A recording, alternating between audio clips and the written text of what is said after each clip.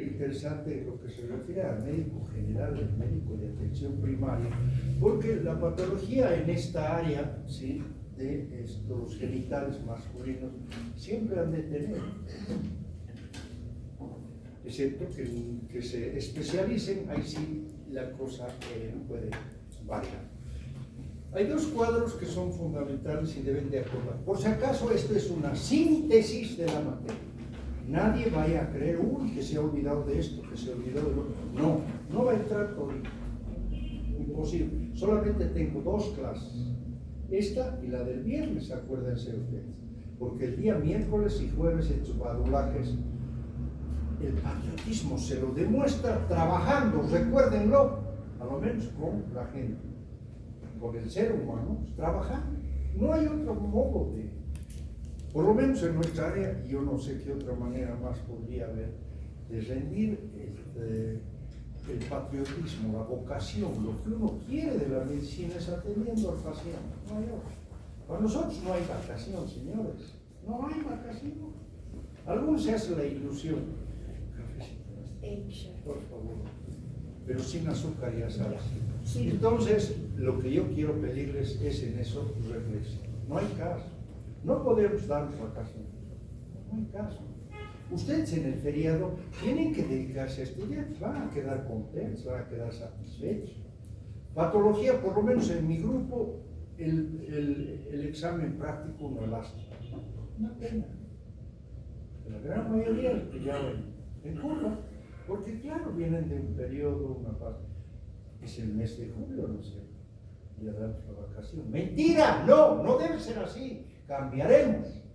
Ahora en agosto tenemos 2 días, de los cuales uno nos podemos dedicar también, tenemos derecho, si no vamos a echar en su homenaje, no conviene. Pero no le dedicaremos todos a la joda, ya se pasó, están en tercer año, Algunos todavía no se ubican. Bueno, en cuanto, es decir, vamos a empezar con las partes que constituyen este sistema u órganos. Y empezamos por el pene, a ubicarse bien. Entonces, empezamos con los términos estos de hipospadias y epispadias, para poder definir a la hipospadias, acuérdense con H, las malformaciones de ¿qué? Del conducto uretral, que puede condicionar una desembocadura, ¿sí?, aberrante, o sea, no normal, totalmente patológica en la superficie ventral del pene, totalmente anormal, ¿no es cierto? Porque generalmente sale a la punta del pene, pero esto va a ser en la región ventral del pene, o en la región dorsal del pene, que es la epispadias, y puede estar asociada a otras malformaciones en el aparato urogenital, como la criptorquidia, una patología sumamente importante, ¿sí?, en lo que se refiere a esta patología. La condición puede predisponer al desarrollo de infecciones urinarias recurrentes o repetitivas, y un desplazamiento importante del orificio, que puede ser, es decir, al final, causa de infertilidad, que es la tragedia que puede ocurrir a un varón, igual que a una mujer, o sea, llegar a ese estado por estas malformaciones. Pero por suerte, o sea, ha mejorado tanto la cirugía, que es todo un arte que los cirujanos hacen y que logran salvar felizmente todas estas malformaciones. Otra que debemos de acordarnos es la fimosis, que representa, o sea, o corresponde a un orificio del prepucio, acuérdense, demasiado pequeño para permitir una de sus acciones, o sea, una micción. Y esta retracción puede ser una adherencia primaria del desarrollo, pero con más frecuencia se produce de forma secundaria. Puede ser a una inflamación en la zona,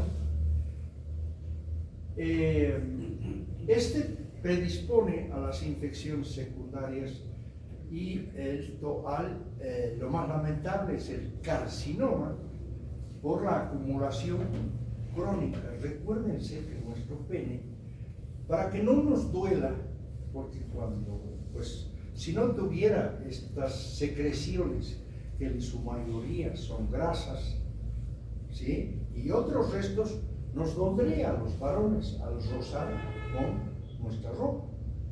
Entonces, gracias a esto, por eso mismo es que se recomienda aseo frecuente, igual que el de las mujercitas.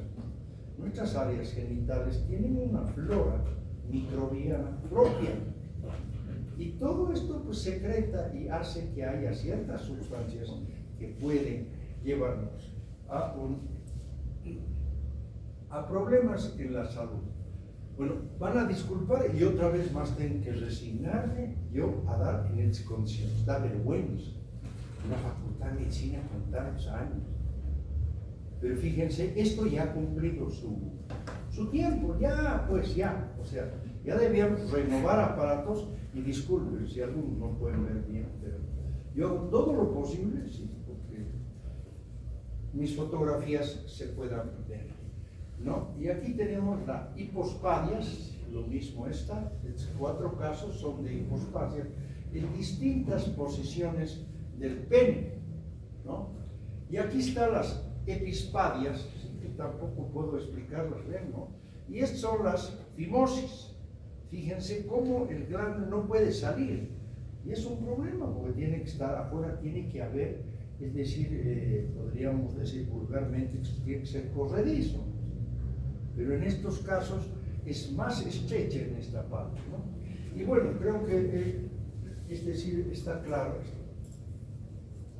Y entramos al gran capítulo dentro de lo que es el pene, al capítulo de la inflamación de esta porción del aparato genital masculino y que afecta especialmente al glande y al prepucio. Las causas dentro de las enfermedades de transmisión sexual, ¿sí?, son la sífilis, la gonorrea y el chancroide, el herpes genital y el granuloma inguinal. La sífilis va a estar originado por el famoso treponema pálido, que es una espiroqueta, ya una vez su forma, ¿sí?, que se transmite por vía sexual, o también hay otra vía alternativa que es la transplacentaria y que se denomina sífilis congénita. ¿Por qué? Porque ese bebé ya viene transmitido, una respuesta de hipersensibilidad, de retardo de TH1 con activación de macrófagos que tiene mucha importancia para controlar la infección, pero puede también ser la causa de las manifestaciones de la enfermedad, como por ejemplo la otitis. Y resulta que, bueno, la sífilis en algún tiempo realmente hizo estragos con la humanidad. ¿Por qué? Porque no se descubrió qué antibiótico era el importante en esto para poder matar al treponema. Y después de haber estudiado y haber descubierto que la penicilina, estando tan a nuestro alcance, es decir, mataba a este treponema pálido, ¿no? Y vamos a decir que son de 3 tipos, ¿sí? Hay una que es la sífilis primaria, que se trata de estas 3 fases, ¿no? La fase primaria, la secundaria y la terciaria. Ya esto ustedes seguramente han escuchado. Y podemos volver a repetir en un sentido que la sífilis es una infección. Si preguntan de qué tipo, es bacteriana. Esta enfermedad las vamos a llevar con más calma en el capítulo de infecciosas, pero de todas maneras les menciono lo más importante. Va a dar lugar a una daba lugar a una morbimortalidad muy altas. Pero ya les digo, después del descubrimiento de la penicilina, esto ha variado, ha habido un cambio, que sí es importante que ustedes lo sepan dentro de la historia. Es importante, cada una de las enfermedades tiene una historia que es apasionante y que uno debe de tener, ¿sí?, en mente, porque hay mucha gente detrás de estas enfermedades que se han sacado la mugre, se han quemado pestañas para poder descubrir. Y se trata de una infección de VIH que se transmite por el contacto, fíjense, de úlceras infecciosas. Gracias, doña Tere. Están pidiendo que se viernes feriado, por si acaso. Ah, que no haya. lo termina usted. ¿Sí? Sí. Ah, Radio. ahorita por radio. Sí, Doña Tere, no me dé quieren corte. que amplíen el viernes más. Punta de flojo, no, a ver, por eso les digo a mis compañeros, la mejor manera de festejar, doña Tere, a lo menos con la salud de la gente. ¿Acaso hay vacación para ellos? Pero bueno, Si puede, lo termina. ya, que se transmite por el contacto con úlceras infecciosas que se presentan donde en la región genital, en el ano, en el recto, en los labios. ¿Por qué? Porque acuérdense que hay... Por favor, me avisa antes de irse. ¿De qué? Antes de irse, me avisa, doctor. Ah, cómo no, doña Tere, Por muchas favor, gracias. gracias. ¿Sí? En el recto, en los labios y también en la boca en sí. ¿Por qué? Porque acuérdense que hay prácticas del sexo por diferentes vías. Entonces también es una mucosa que no tendría, porque no tiene ninguna barrera como para que el treponema pálido no se desarrolle. Bien. Y entonces aquí tenemos la fase primaria. Esta fase, fíjense, se caracteriza por lo que se denomina el chancro, el dolor en los genitales, en el ano, en la boca. Cuidado, a menudo esta úlcera desaparece sin tratamiento, haciendo que la fase primaria pueda pasar desapercibida. Viene una secundaria, después de varios años, 2-3 años, vienen manchas en la piel, erupciones, viene fiebre, luego se presenta con dolor muscular. ¿Sí? Estos síntomas pueden desaparecer. La enfermedad entrar en una fase latente y volver, es decir, más adelante, aquellos casos en los cuales no ha habido tratamiento. Es decir, esta fase ya no perdona, ya no pasa desapercibida, sino que hace mucho daño. Luego tenemos la fase terciaria. Fíjense, en palmas y plantas, vamos a ver con calma cómo se presentan estas típicas máculas. Y lo que vamos a ver en la terciaria, si ignoramos nosotros la primaria, la sífilis puede atacar desde cerebro, sistema nervioso central, o sea, el cerebro como tejido, los nervios, los vasos sanguíneos, el hígado, las articulaciones, el hueso, ¿sí? Llevando incluso a la demencia. Son casos raros, pero se han visto en la historia de la sífilis, si ustedes la leen, o sencillamente ver la muerte de los pacientes. Actualmente, o sea, todo esto es difícil. ¿Por qué? Porque pues, hasta los confines más alejados se sabe que un enfermero puede llevar a cabo esto, es colocar penicilina. Es importante el saber eso. Bueno, entonces ya entrando más en detalle, la primaria aparece unas 3 semanas luego del contacto con esta bacteria, ¿no? Y lo que se forma es una lesión roja, dura, elevada, indolora, conocida vulgarmente como chancro en el pene, en el ano, y que ya, vuelvo a decir, esta fase, sin necesidad de tratarla o curar, es decir, nuestro organismo sabiamente lo anula. Los treponemas son abundantes. Se puede visualizar con tinciones, ya sea denominadas en patología argénticas. o también inmunofluorescentes en la superficie del chanco. Hay un exudado compuesto por células plasmáticas, macrófagos y linfocitos con una endarteritis proliferativa. La endarteritis es una inflamación de las arterias, ¿no es cierto? Los treponemas se propagan por la vía linfohematógena a lo largo del cuerpo, incluso antes que aparezca el chanco. Y entonces aquí, mire, la primaria son úlceras que no duelen, pero sí llaman la atención, ¿no? Fíjense cómo no, aquí en el labio inferior, aquí estamos viendo en la punta del pene, ¿sí? Y aquí también. Y esto, lo curioso es que es una úlcera, ya llama la atención el hecho que no duela, pero está abierta, o sea, llama la atención como tal. Y bueno, la secundaria que se produce 2 a 10 semanas después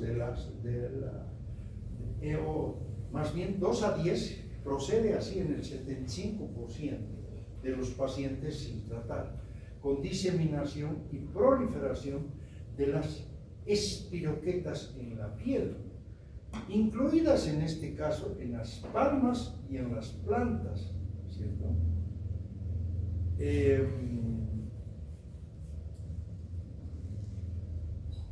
Y los tejidos también mucocutáneos, ¿sí?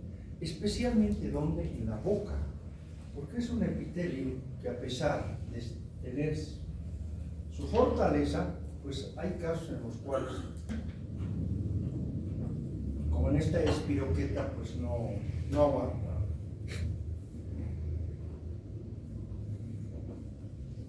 En el secundario, las sífilis son erosiones que son indoloras, contienen espiroquetas infecciosas.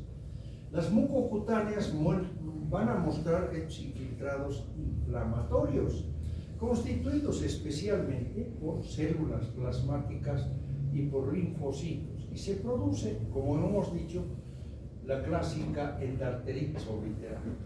La linfadenopatía, o sea, el crecimiento de los ganglios regionales, la febrícula y el malestar general y la pérdida de peso son características clínicas de esta fase. ¿Sí? La sífilis terciaria se observa en 1/3 de los pacientes no tratados después de un largo periodo de latencia, fíjense, mayores de 5 años. De 2 a 3 años después de la primera exposición, aparecen las lesiones que son más llamativas pero menos infectantes, o sea que no infectan tan fácilmente como en las 2 primeras fases, la primaria y la secundaria, ¿sí? Y más difíciles de demostrar las espiroquetas. Y se observan, es decir, 2 tipos de lesiones fundamentales. Primero, en la terciaria, acuérdense, los comas sifilíticos, una de las características de la terciaria. Es una lesión que la comparan con una goma por su consistencia, y son nódulos, que vamos a mostrar algunas fotos, son gomas solitarios y con una necrosis central. Se observa en el hígado, especialmente en los testículos, en los huesos y también en el cerebro. Particularidad, en el hígado se asocia con cicatrización del parénquima hepático. Aquí vemos gomas, lamentablemente, o sea, gracias a la proyectora, no se puede ver muy claramente, pero son estos nódulos que ustedes están observando aquí, en la cara de un individuo que tiene sífilis secundaria. Macroscópicamente y en forma individual, fíjense que son verdaderos nódulos, pero además ataca el sistema cardiovascular en este caso. Y aquí vamos a ver un aneurisma sifilítico que tiene la forma de un saco, de ahí viene el nombre de sacular, en el arco aórtico, ¿sí? Ocupado por un trombo laminado que comprime el pulmón izquierdo. La aorta ascendente es clásicamente es ateromatosa con múltiples nódulos fibrosos y hay una hipertrofia clásica del ventrículo izquierdo, ¿sí? Entonces esta es una famosa, es decir, sífilis cardiovascular. Es que lo que más nos interesa el examen histológico, porque seremos los patólogos quien vayamos a orientar a nuestros colegas para decir si eso es una sífilis, porque ahora es muy raro, ya epidemiológicamente es rarísimo, pero hay que conocer y saber, o sea, que esta enfermedad ha provocado estragos en la humanidad, mata mucha gente.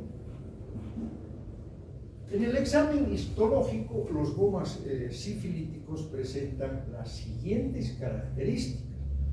Aquí tenemos un tejido blando, donde en la parte central vamos a encontrar una necrosis coagulativa, similar o muy parecida a las que se producen en la caseificación.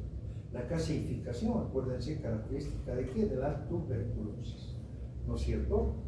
Y entonces, por lo menos en lo que a capacidad destructiva, pueden verse los límites de las células necrosadas, una característica también es particular aquí. Y vamos a ver una zona circundante de macrófagos, que curiosamente muchas veces se colocan o se disponen en forma de una empalizada, con muchos plasmocitos, o también conocidos como células plasmáticas, algunos linfocitos, y vamos a ver características, células gigantes multinucleadas, ¿sí? Y también vamos a tener fibroblastos en la zona periférica. Y hay una segunda variedad donde se habla de lesiones difusas, que aparecen luego de la diseminación de la espirioqueta en el organismo. Se observa lesiones difusas, sobre todo en el sistema nervioso y el sistema cardiovascular. Pregunta de examen: ¿cuáles son los sistemas que atacan especialmente la sífilis, aparte del pene o del aparato reproductor masculino? No se olviden el nervioso y el cardiovascular. Son muy importantes y características, especialmente ¿en qué?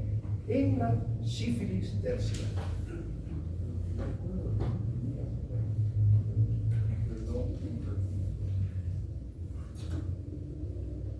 Bueno, esto es lo que me he olvidado explicar. Este es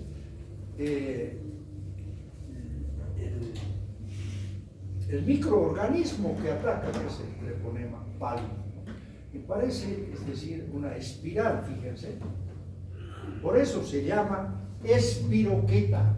Recuérdenlo bien en cuanto a la etiología de lo que es aquí.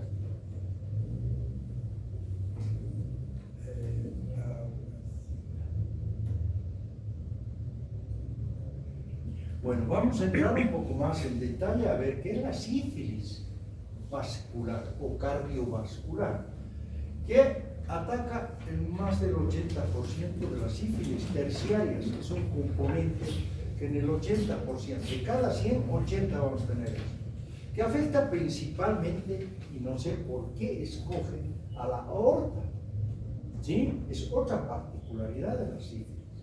Se producen aortitis sifilíticas, la pared de la aorta se debilita, se dilata, y esto va a producir un aneurisma. Aneurisma, no se olviden que es una dilatación y debilitamiento de la pared de las arterias. Y esto puede producir, es decir, accidentes vasculares, que a veces son mortales, porque habría que operar en el momento. cosa que es difícil, ¿verdad? Incompetencia de la válvula aórtica, por ejemplo, es algo muy frecuente, y el estrechamiento de la apertura de los orificios coronales. O sea que la afectación, cuando la sífilis llega a su estado terciario, es gravísima. ¿Sí?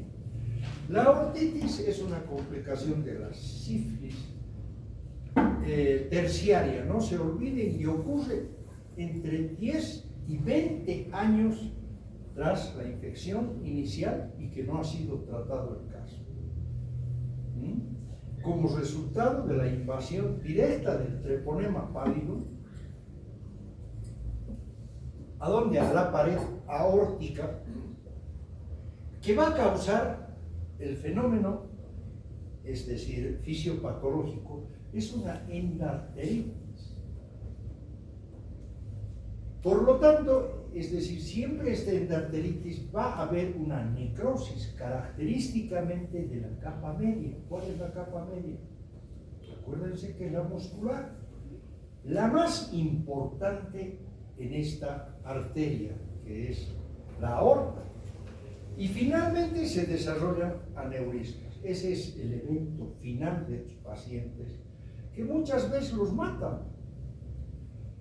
Se limita a la aorta torácica porque los vasorum, ¿qué son los vasorum? Ya no se acuerdan, ¿no? Son los vasos que irrigan las arterias, vasorum, así se llama, y que solo están presentes en este segmento de la aorta, afectando a la aorta ascendente, fíjense, en un alto porcentaje. La mitad de los casos está en la aorta ascendente. Ojo, es otro dato importante, pregunta de examen, 50% en el aorta ascendente.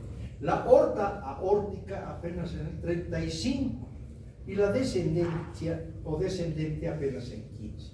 La formación de un aneurisma ocurre en un 5 al 10%, relativamente bajo, y que si no se operan quirúrgicamente, la mortalidad alcanza al 80% en el lapso de, es decir, de 2 años. Fíjense entonces cómo la sífilis, si ustedes se les pregunta cuál es el órgano que más la mata, es la aorta. Ahora, ¿por qué es? Quedan ustedes poder investigar y saber qué es. Pero bueno, estas son imágenes que un poco quería yo mostrarles, son de imagenología, donde podemos ver, pero muy difusamente, lamentablemente, no reproduce bien esto, pero, es decir, ahí están las distintas. La neurosífilis es otra enfermedad que, gracias a esta enfermedad, la sífilis, se ha podido, digamos, recordar un poco. Porque, vuelvo a repetir, la sífilis ha tenido un tipo de evolución y un tipo de enfermedad antes del descubrimiento de la penicilina. Y después la cosa ha sido diferente. Muchos casos nos han permitido a los médicos recordar un poco qué es lo que ha sido esta enfermedad. Y pensar en aquellos tiempos donde no tenían muchos recursos, cómo se han batido. Pero estamos hablando de la sífilis, estamos hablando de esta segunda, digamos, tragedia que ocurre dentro de lo que es la sífilis, y es la neurosífilis, que puede ser sintomática, es una enfermedad meningovascular, acuérdense, y hay una entidad que llama la tabes dorsal o la enfermedad difusa del parénquima encefálico, que es lo más grave. También llamada paresia general o asintomática. Solo clínicamente, imagínense, la gravedad del caso es que solamente se manifiesta con alteraciones en el líquido cefalorraquídeo. Clínicamente, de otro modo, no hay caso, es asintomático. Y hay una pleocitosis, hay un aumento de las proteínas y una reducción de la glucosa, que son los principales componentes del líquido cefalorraquídeo. tranquilo. La sífilis terciaria, benigna, así denominada entre paréntesis, se asocia a masas gomosas necrosadas, gomas debido a la hipersensibilidad de los microorganismos de tipo retardado. Si nuestro sistema inmunológico tiene varios tipos de hipersensibilidad, pero este es el que se menciona, que se forman en varios lugares, ¿sí? Y tenemos el hueso, la piel, la mucosa oral. Entonces,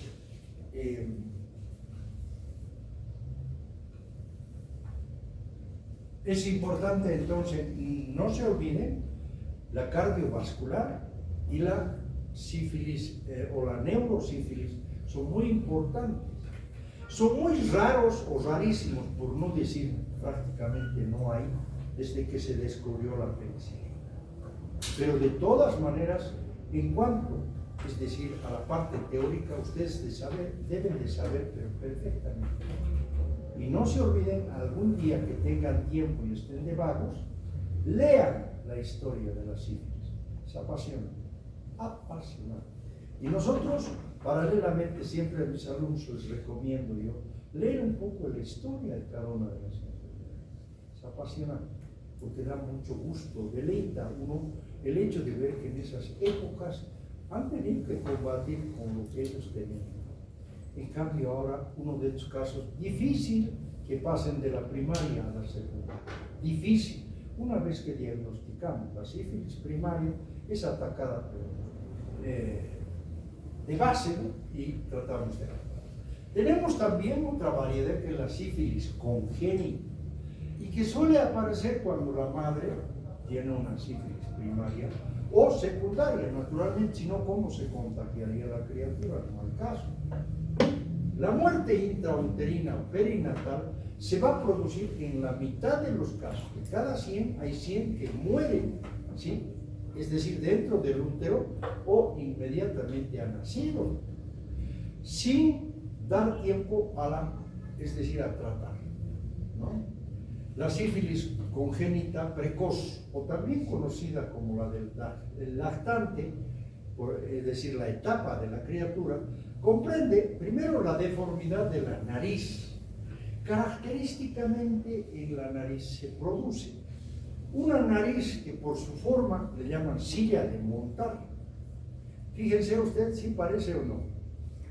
¿No es cierto que sí? Recuerden, ¿no? Por la destrucción, esto se da por la destrucción del tabique nasal. En segundo lugar tenemos más característicos los dientes de Hutchinson, que son dientes pequeñitos, fíjense ustedes, espaciados. Miren, hay un espacio que se llama entre diente y diente que es notorio, ¿no? Y que algunos adoptan la forma de ganchos pequeños. Las lesiones mucocutáneas, en tercer lugar, son importantes, ¿sí? Cuarto, las lesiones óseas, porque llegan a las estructuras óseas, y se habla de epifisitis y periostitis, o sea, una inflamación de estos tejidos que ustedes ya conocen por sus conocimientos en histología, ¿sí? Luego, en quinto lugar, la queratitis intersticial como opacidad en la córnea, ya también. Bien. Luego, sexto, fibrosis hepática pulmonar.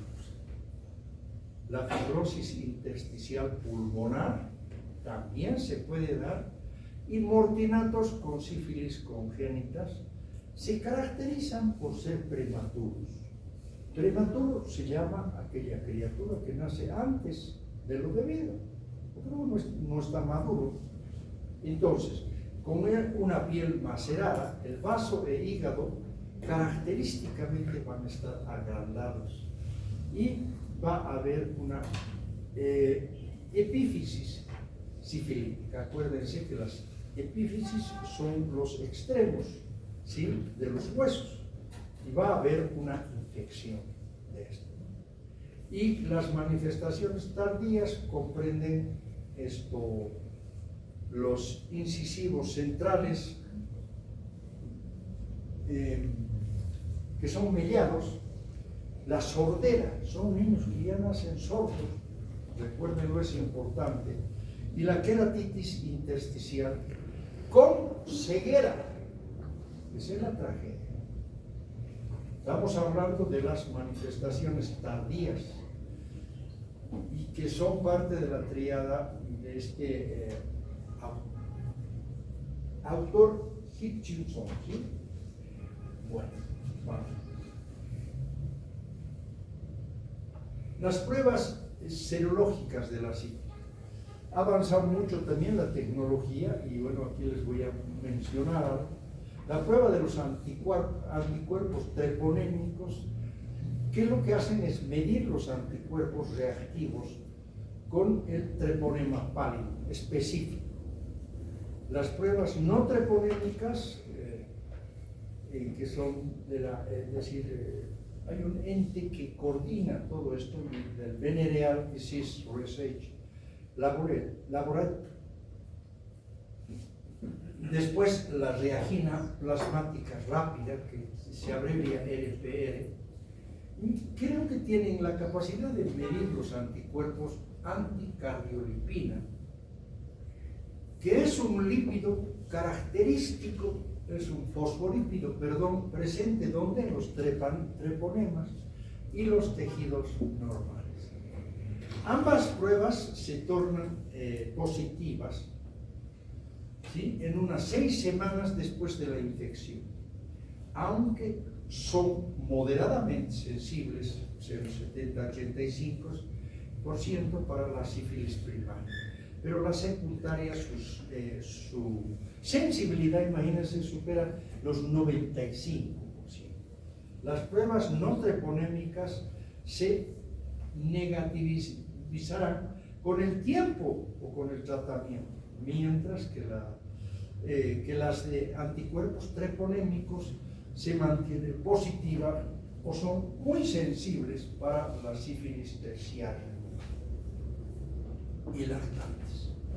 Pasamos a otra entidad que voy a hacerlo muy rápidamente, realmente decir esto, yo simplemente pues debía pasar por alto porque no corresponde. Hay un capítulo de enfermedades infecciosas, por si acaso, y ustedes van a acabar de comentar. El gonococo, que es la Neisseria gonorrhoeae, sí que es este, que es un diplococo, fíjense, son 2 cocos unidos, pues es diplococo. Es gram negativo y va más o menos con un poco de imaginación.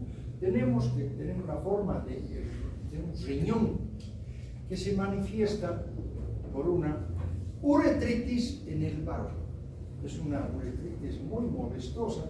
La faringitis y la proctitis gonocócica son frecuentes y también son de transmisión sexual. La diseminación ascendente en el varón es menos frecuente, pero si se produce, trae consigo una epididymitis.